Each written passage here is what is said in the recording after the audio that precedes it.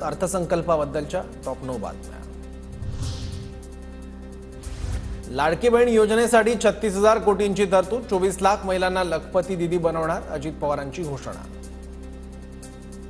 जुलै 2024 पासून आर्थिक लाभ देण्यात येत आहे।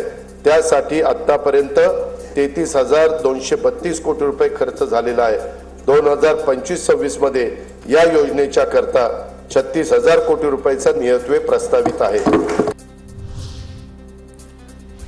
लाडक्या बहिणींना लगेचच 2100 रुपये देऊ म्हटलं नव्हतं। लाडक्या बहिणींच्या 2100 रुपयांच्या निधीबाबत दादांचं विधान। 2100 रुपये देऊ लाडक्या बहिणीला जर आम्ही सत्तेत आलो तर असं आश्वासन दिलं हो, मग आम्ही सत्तेत आलोय ना। आम्ही देण्याच्या संदर्भात नाही म्हणलेलोच नाही। मेरा एक भी स्टेटमेंट निकालो, एक भी स्टेटमेंट कि मैंने ये वादा किया था। लाडक्या बहिणींपेक्षा लाडक्या कॉन्ट्रॅक्टर्सकडे सरकारचं लक्ष। कॉन्ट्रॅक्टरांनी संपूर्ण अर्थसंकल्प गिळला। महाराष्ट्र खड्ड्यात घालण्याचं काम सुरू, उद्धव ठाकरेंची टीका। हा कसला विकास होणार आहे, कोणाचा विकास होणार आहे? सरकार का जो ध्यान है लाडकी बहना की ओर नहीं है, लाडका कॉन्ट्रॅक्टर की ओर है। त्यांचे लाडके कॉन्ट्रॅक्टर ही योजना आहे, तिने हा सगळा अर्थसंकल्प गिळलेला आहे।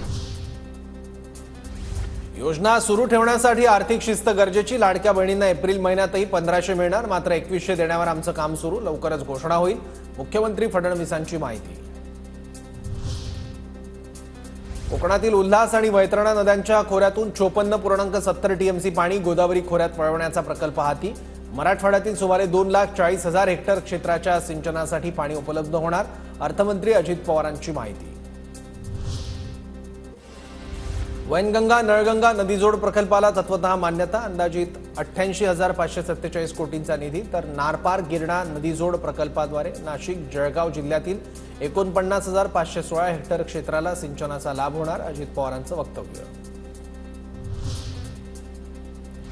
मुख्यमंत्री ग्रामसडक योजनेच्या पहिल्या टप्प्याचं काम पूर्ण, दुसऱ्या टप्प्यात 9,610 किलोमीटर लांबीच्या रस्त्याचा दर्जा सुधारणार, दुसऱ्या टप्प्यात अतिरिक्त 7,000 किलोमीटर रस्त्याचं काँक्रिटीकरण करण्यात येणार, अजित पवारांची माहिती।